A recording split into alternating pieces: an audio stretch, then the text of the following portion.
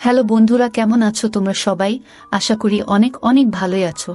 আর তোমাদের ভালোবাসায় আমিও অনেক ভালো আছি, কারণ তোমরা আমাকে যে পরিমাণে ভালোবাসা দিয়েছো এবং সাপোর্ট দিয়েছো তা আমি কোনোদিন ভুলতে পারবো না।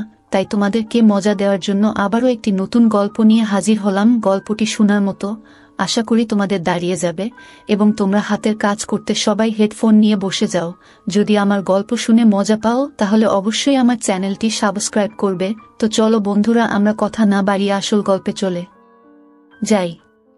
আজকেই আমার বিয়ে হয়েছে। আমার বিদায়ের সময় মা আমাকে ডেকে বললেন, চামেলি, বিয়ের রাতে স্বামীকে তোর কাছে আসতে দিবি না, কারণ সে যদি তোর কাছে আসে তাহলে তাকে ছেড়ে দিয়ে দেবে। তাই মনে রাখিস, তোর স্বামী যেন তোকে ছুতে না পারে। আমি অবাক হয়ে মায়ের দিকে তাকালে মা বললেন, শোনো, আপাতত যতটা পারিস স্বামীর থেকে দূরে থাকবি। কিন্তু মা, সে কি মানবে? কতদিন অপেক্ষার পরে মোহিত আমাকে পেয়েছে, তাই আমার কাছে না এসে সে কি মানবে? তারপরে মা আমাকে এমন কথা বললেন যে আমি কেঁপে উঠলাম। আমি বললাম, মা, তোমার আমাকে বিয়ে দেওয়া উচিত হয়নি। মোহিতের জীবন নষ্ট করার আগে তোমার একবার ভাবা উচিত ছিল।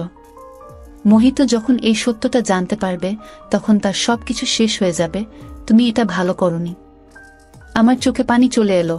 মা, তুমি আমার কাছে এই সত্যটা কেন লুকিয়ে রেখেছিল? মা বললেন, মোহিতের রাগের কারণেই এই বিয়ে হয়েছে। আমি প্রথম এই বিয়েতে না করেছিলাম, কিন্তু ওরা যখন মানল না তখন আমিও ভাবলাম, যাক, তোরও সংসার হবে, হয়তো সময়ের সাথে সাথে তোর জীবনেও সুখের রঙে ভরে উঠবে। কতদিন তুই এই বাড়িতে এইভাবে বসে থাকবি? এখন আমি কি করব? মন খারাপ করে শ্বশুর বাড়িতে গেলাম। এখানে এসে আমি সেটাই করলাম যেটা মা বলেছিল। আমার স্বামীকে আমার কাছে আসতে দেইনি। বিয়ের রাতে সে ঘরে এসে বিছানায় বসে আমার সৌন্দর্যের প্রশংসা করল। তারপরে আমার হাতটা ছোঁয়ার সাথে সাথে আমি তাকে সরিয়ে দিলাম। মোহিত অবাক হয়ে আমাকে এর কারণ জিজ্ঞেস করলে আমি কাঁদতে শুরু করলাম, কিন্তু কারণটা বললাম না আমি। তারপরে একদিন আমার স্বামী মোহিত আমার সব গোপন বিষয়টি জানতে পেরে গেল। আমি লজ্জায় কাউকে মুখ দেখাতে পারলাম না, কারণ আমার মধ্যে বউ হওয়ার। আমি মোহিতের রুমে বিছানায় বসে আছি, আর সে অবাক হয়ে আমার দিকে তাকিয়ে আছে। আমার অনেক দুর্বল মনে হচ্ছে। আমি বরফের মতো একদম জমে গেছি। আমি অনুভব করতে পারছি সামনে বসা আমার স্বামীর নজর আমার শরীরের দিকে। সে বলতে থাকলো, কি বিষয় চামেলি, এই বিয়েতে কি তোমার মতো ছিল না? আমি চোখ তুলে তাকে দেখে অনেক কষ্টে চোখের পানি ধরে রেখেছি। আমার শরীরটা কেমন করছে। মোহিত আমাকে অনেক রাগী আওয়াজের কারণ জিজ্ঞেস করল, কিন্তু আমি চাইলেও আসল কারণটা বলতে পারছি না। সে আবার গম্ভীর কণ্ঠে আমাকে জিজ্ঞেস করল, চামেলি, তোমাকে কিছু জিজ্ঞেস করেছি তো? তার এমন আওয়াজে আমি আতঙ্কিত হয়ে অনেক কাঁদতে শুরু করি। কিন্তু আমার সামনের লোকটা মনে হয় প্রতিজ্ঞা করেছে যে সে উত্তর না পেলে আমাকে ছাড়বে না। মোহিত আবার উচ্চকণ্ঠে বলল, তোমার কান্না থামাও আর আমাকে বিষয়গুলোর কারণ বলো। তুমি যদি ভাবো তোমার এই কান্না দেখে আমি গলে যাব আর আজ রাতে তোমার ধারে কাছে আসব না, তাহলে এই ভুল ধারণা তোমার মন থেকে বের করে নাও। এটা বলেই সে আমার কাপা হাতটা ধরল। আমি হাতটা ছাড়িয়ে নেওয়ার চেষ্টা করতেই সে আমার আরো কাছে এসে বলল, চামেলি, তুমি কি আমার পরীক্ষা নিচ্ছ? আমি কি অন্যায় করেছি যে তুমি এইভাবে আমার থেকে দূরে সরে যাচ্ছ? আমাকে তোমার কাছেও আসতে দিচ্ছে না। আজ আমাদের বিয়ের রাত। বিয়ে নিয়ে ছেলে ও মেয়েদের মনে কত স্বপ্ন থাকে, আর তুমি আমাকে তোমার কাছে আসতেই দিচ্ছে না। অন্তত আমাকে এর কারণটা বলো, হয়তো আমি তোমার সমস্যার সমাধান করতে পারবো। চামেলি, আমি কোনো দেব না। যে মেয়েটি আমার জন্য সব দিক দিয়ে ঠিক আছে, আমি কি কেবল তাকে দেখি থাকবো? আমি অনেক কষ্টে এই সময় পার করেছি। আমি সবসময় তোমার সাথে থাকার স্বপ্ন দেখেছি। আস্তে আস্তে মোহিতের কথা বলার ধরন নরম হয়ে উঠতে শুরু করে। সে আমার মুখের উপরে থাকা চুলের দিকে গরম গরম চোখে তাকিয়েছিল, আর আমার শরীরটা কেমন যেন করছিল। আজ তাকে যত কঠিন মনে হচ্ছে, তাকে থামানো আমার পক্ষে অনেক কঠিন। কিন্তু আমি অসহায়। আমার মা আমাকে যে কথা বলেছে তা যদি মোহিত জানত, তবে আমাকে ছেড়ে দিয়ে দিত। মোহিত আমার মুখ দেখার জন্য একটি চেইন দিল। সেটা পরানোর সময় তার হাত আমার শরীরে পড়েছে, আর আমার সব শরীর কেমন যেন করছে। আমি তাড়াতাড়ি তার হাতটা সরিয়ে দিয়ে আমিও পিছনের দিকে সরে এসে বললাম, মোহিত, আমাকে বোঝার চেষ্টা করো, প্লিজ, আমাকে 1 মাস সময় দাও। আমি অনুনয় বিনয় করেছিলাম, কিন্তু মোহিত কোনো কিছু শুনল না। সে কিছু শোনার মুডেই ছিল না। সে বলল, আমাকে কারণটা বলো, না হলে আমি অন্য কিছু করব। তোমার কাছ থেকে আমার অধিকার আদায় করে নিলেও তুমি আমাকে কিছুই বলতে পারবে না। সেও সম্ভবত প্রতিজ্ঞা করেছিল আমার কথা না শোনার, কিন্তু আমি জানতাম মোহিতের সাথে এই সম্পর্কটা আমার জন্য কি নতুন বিপদ নিয়ে আসতে চলেছে, কিন্তু আমি তাকে আটকাতেও পারছি না। যতই সে আমার কাছাকাছি আসছিল ততই আমার অবস্থা খারাপ হয়ে যাচ্ছিল। আমি এতটাই টেনশনে ছিলাম যে বিছানায় জ্ঞান হারিয়ে পড়ে যাই। মোহিত চামেলি চামেলি বলে ডাকছিল আর আমার হাত ধরে ডাকছে। হয়তো ওর ধারণা ছিল না যে আমি জ্ঞান হারিয়ে যাব। হয়তো আমি জ্ঞান হারিয়ে ফেলেছি, কারণ মায়ের সেই কথা আর তার উপর স্বামীর সেই দাবিগুলোর চাপ। আমি চাইলেও আমার স্বামীকে আমার কাছে আসতে দিতে পারিনি।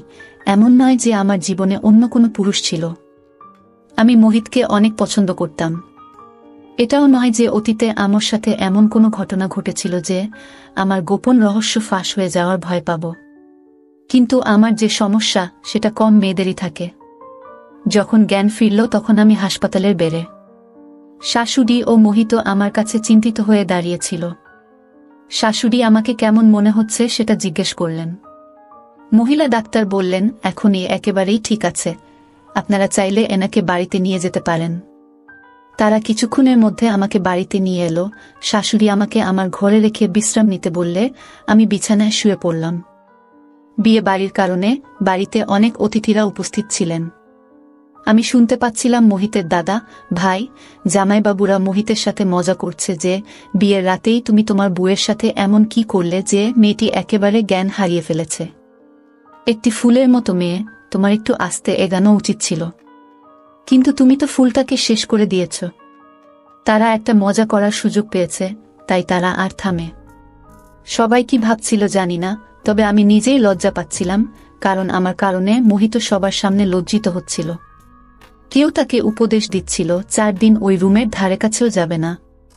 কেউ আমার শাশুড়িকে বলছিল যে তুমি নিজের কাছে তোমার বৌমাকে রাখো, পাশে মোহিতের মুখ দেখে নতুন বউ আবার জ্ঞান হারিয়ে ফেলবে।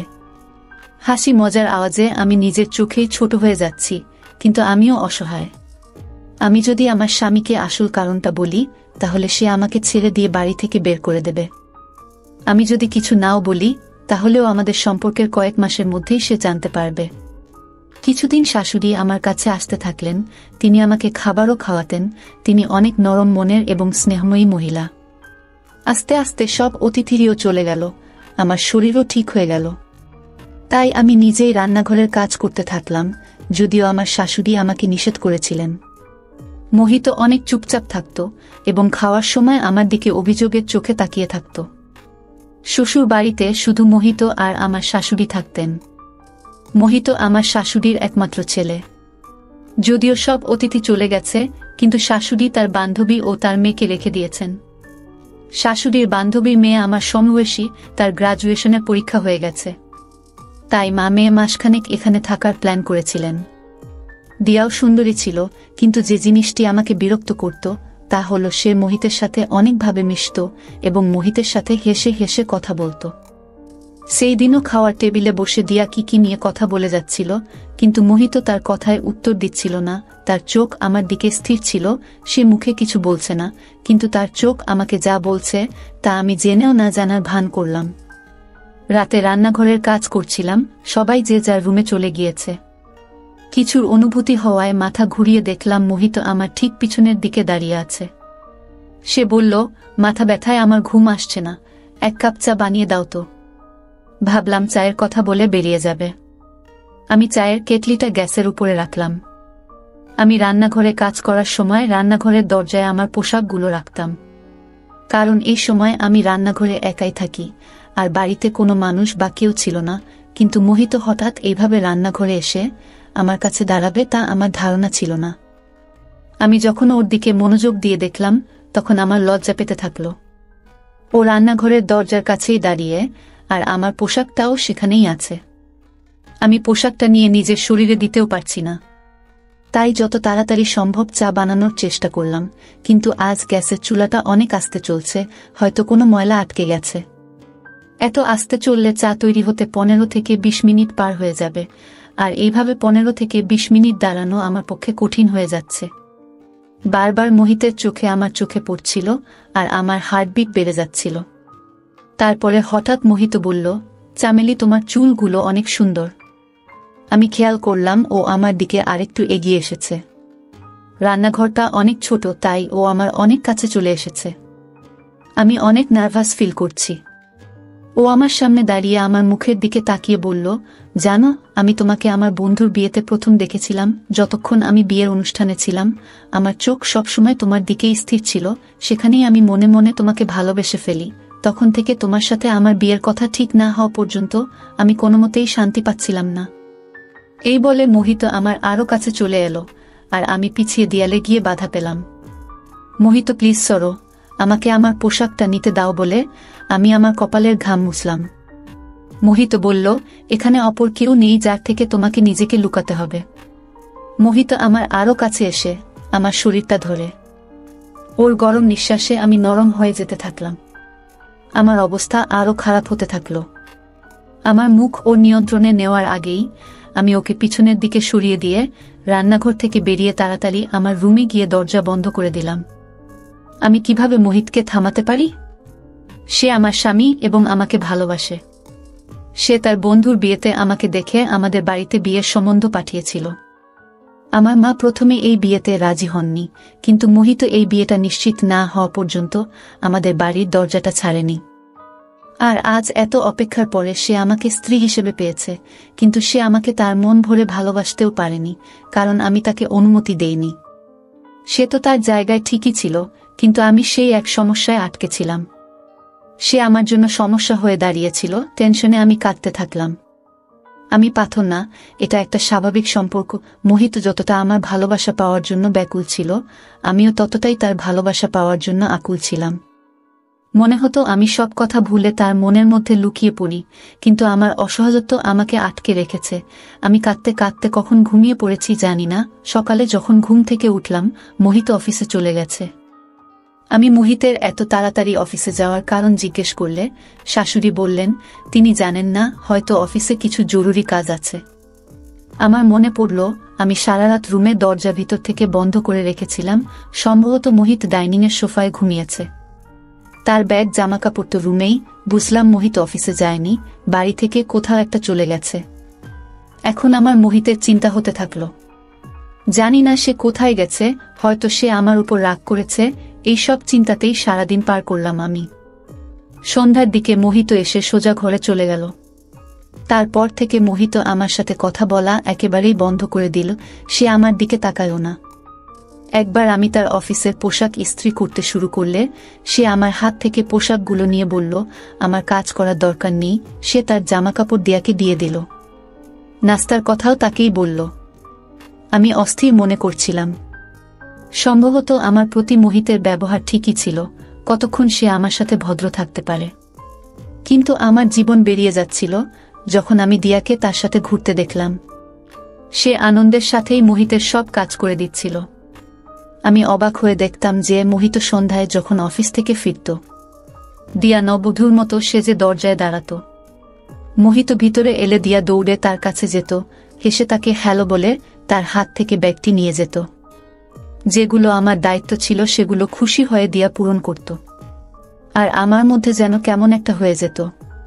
কিন্তু আমি কী বা করতে পারি, কারণ মোহিত নিজেই তাকে এত গুরুত্ব দিচ্ছিল।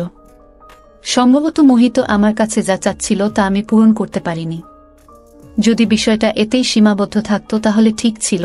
রাতে একবার যখন চোখ খুললাম, বাইরে ডাইনিং রুমে কথা বলার আওয়াজ শুনতে পেলাম। রুম থেকে বের হয়ে দেখলাম দুইজনে হাসতে হাসতে কথা বলছে, আর সামনে 2 কাপ চা রাখা ছিল। আমাকে দেখে দিয়ার হাসি থেমে গিয়েছিল, কিন্তু মোহিত একেবারে খুশি হয়ে বসেছিল। দিয়ার সাথে এমনভাবে কথা বলতে থাকল যেন আমাকে নিয়ে তার কোনো চিন্তা নেই। আমি কাঁদতে কাঁদতে নিজের রুমে চলে এলাম। আমার জীবন আস্তে আস্তে নষ্ট হয়ে যাচ্ছে। কিন্তু আমি জীবনের সেই পর্যায়ে দাঁড়িয়ে আছি যেখানে সামনে গরম আর পিছনের দিকে সমুদ্র। আমি যদি মোহিতকে সত্যিটা বলি তাহলেও আমার সংসার নষ্ট হয়ে যেত। আর না বললে দিয়া নামের এই মেয়েটা আমার জায়গাটা নিয়ে নেবে। একজন নারী সবকিছু সহ্য করতে পারে, কিন্তু অন্য মেয়ের দুঃখ নয়। আমার আর মোহিতের মধ্যে যা থাকুক, আমি চাই না দিয়া আমাদের মাঝে আসুক। তাই আমি শাশুড়িকে বললাম যে দিয়া এখানে এসেছে অনেক দিন হয়ে গেল, সে কবে যাবে? যদিও দিয়ার মা চলে গেছে অনেক দিন হলো। দিয়া এই বলে থেকে গেছে যে আমি আর কিছুদিন এখানে থাকতে চাই। শাশুড়ি বললেন, আমিও তাকে বলেছি যে তুমি এসেছ অনেক দিন হয়ে গেল, এখন তুমি তোমার বাড়িতে যাও। সেও যেতে চায়, কিন্তু মোহিত তাকে যেতে দেয়নি। এটা শুনে আমার মনে হলো কেউ যেন আমার মনটা ধরেছে। মোহিত কেন তাকে যেতে দিতে চায় না? একবার রান্নাঘর থেকে বেরিয়ে দেখি দুইজনে ড্রয়িং রুমে গল্প করছে। আমি দরজায় দাঁড়িয়ে যা শুনলাম তা আমার মন উড়িয়ে দিল। আগে জানতাম না যে দুইজনের মধ্যে কি চলছে, কিন্তু আজ এই রহস্যের উপর থেকেও পোশাক সরে গেল।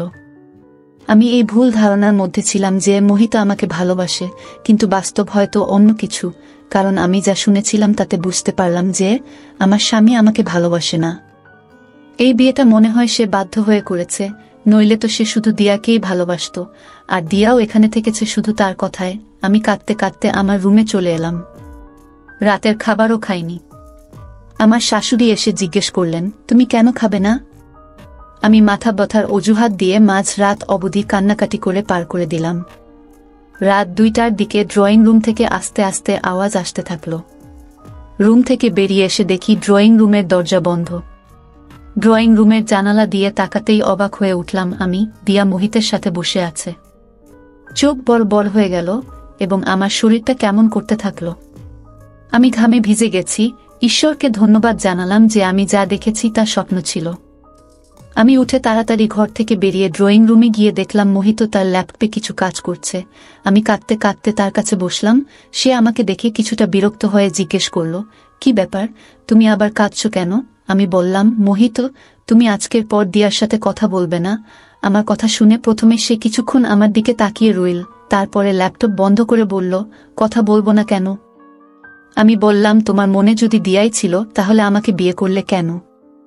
সে বলতে থাকলো, আমি খুব ভুল করেছি যে আমি দিয়ার কদর না করে তোমাকে দেখে তোমার জন্য পাগল হয়ে তোমাকে বিয়ে করেছি।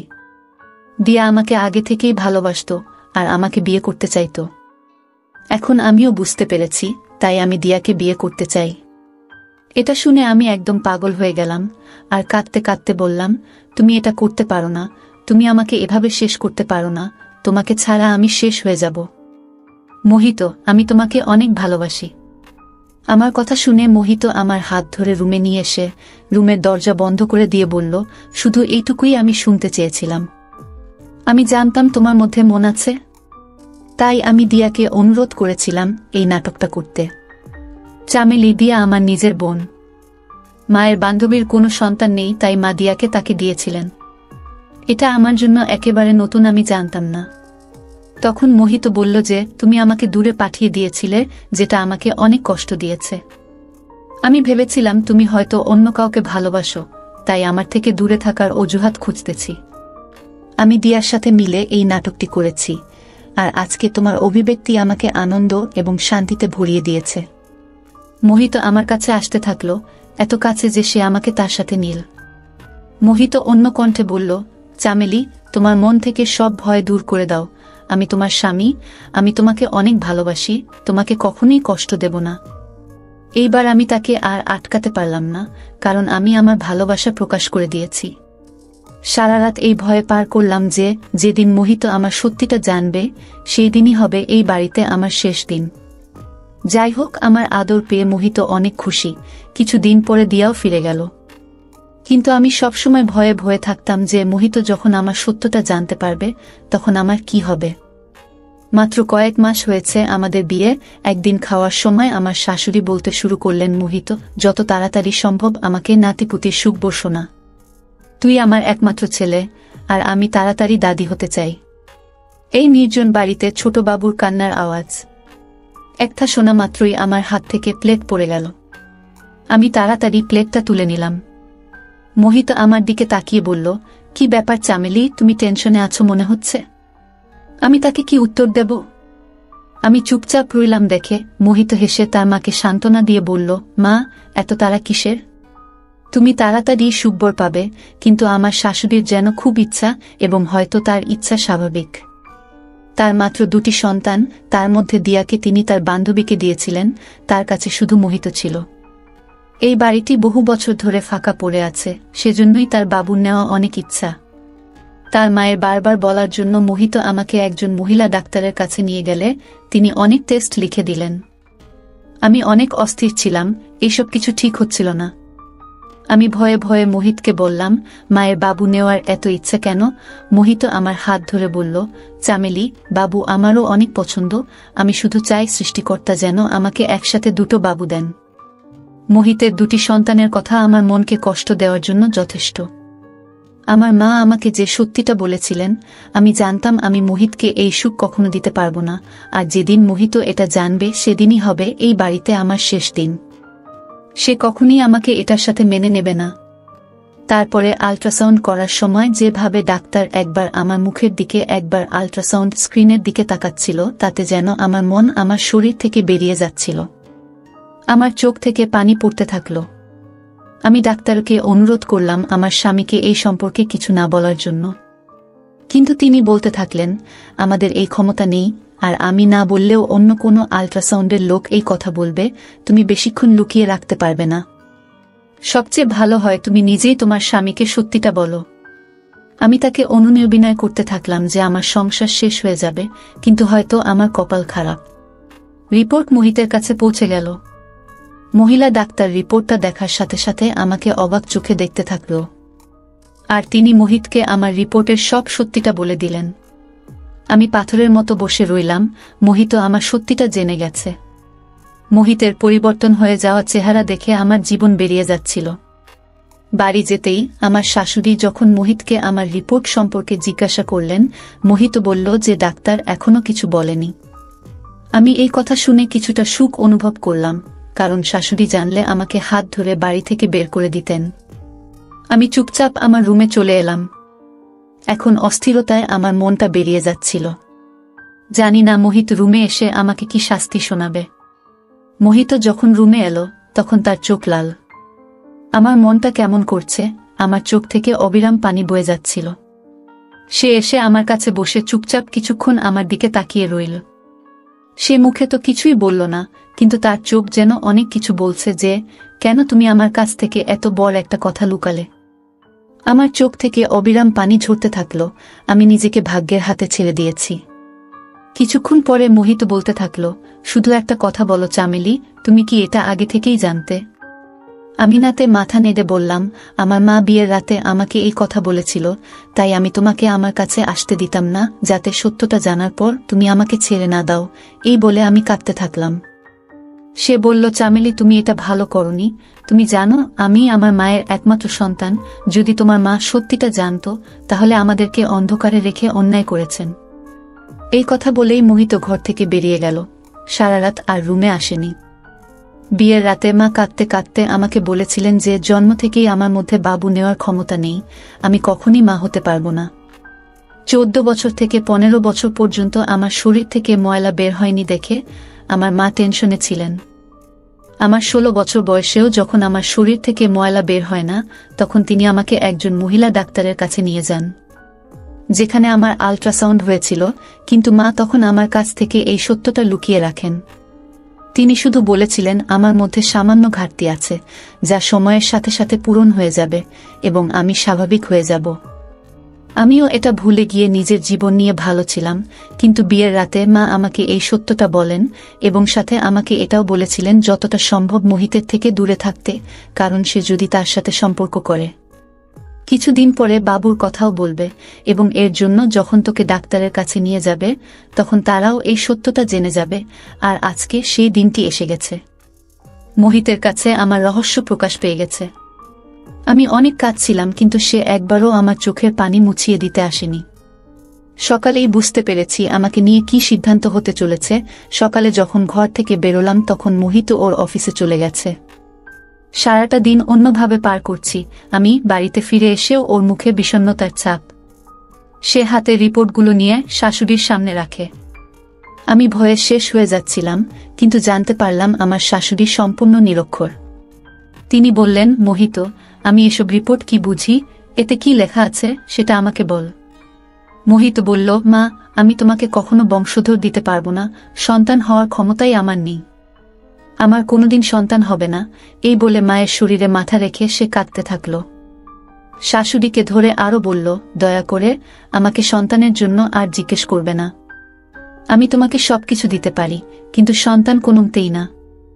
এসব শুনে আমার শরীরের রং পরিবর্তন হয়ে গেল। মোহিত সবকিছু নিজের উপরে নিয়ে আমাকে সবকিছু থেকে মুক্তি দিয়ে দিল।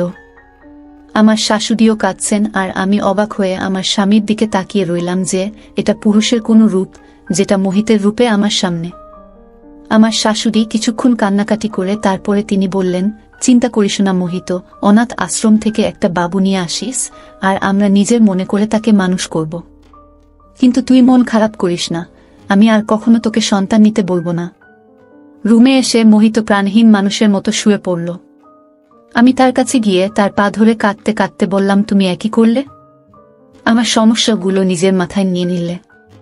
সে আমাকে হাত ধরে তার কাছে বসিয়ে বলল, স্বামী স্ত্রী একে অপরের অংশ এবং আমাদের নিজেদের সমস্যাগুলো মেনে নিতে হয়। তুমি আমার, তোমার সমস্যাগুলো আমারও সমস্যা এবং তোমার গুণ আমারও গুণ। আমি বলছি না যে এসব আমার কাছে সহজ ছিল, কিন্তু আমি তোমাকে ছেড়ে থাকতে পারবো না। এইসবে তোমার কোনো দোষ নেই। এই বলে মোহিত আমাকে ধরল। আমি পৃথিবীর সবচেয়ে ভাগ্যবান মহিলা যে মোহিতের মতো স্বামী পেয়েছি। আজ আমাদের বিয়ের 5 বছর হয়ে গেছে। দিয়ারও বিয়ে হয়ে গেছে, আর সে যমজ সন্তানের জন্ম দিয়েছে। একটি ছেলে দিয়া আমাকে এবং মোহিতকে দিয়েছে। আমি আনন্দের সাথেই দিয়ার ছেলেকে নিজের করে নিয়েছি। এখন মোহিত এবং আমার শাশুড়িও অনেক খুশি। ওই বাবুর জন্য এখন মনে হচ্ছে আমাদের পরিবার পরিপূর্ণ। বন্ধুরা, আজকের ভিডিওটা এখানেই শেষ করলাম। অনেক কষ্ট করে ভিডিওটি আপনাদের জন্য বানিয়েছি। যদি ভিডিওটি আপনাদের ভালো লেগে থাকে তাহলে একটা লাইক করবেন এবং চ্যানেলটি অবশ্যই সাবস্ক্রাইব করবেন। এই আশা ব্যক্ত রেখে আপনাদের কাছ থেকে বিদায় নিচ্ছি আমি। দেখা হবে আগামীকালের নতুন কোনো ভিডিওতে। সে পর্যন্ত সবাই ভালো থাকুন, সুস্থ থাকুন। ধন্যবাদ।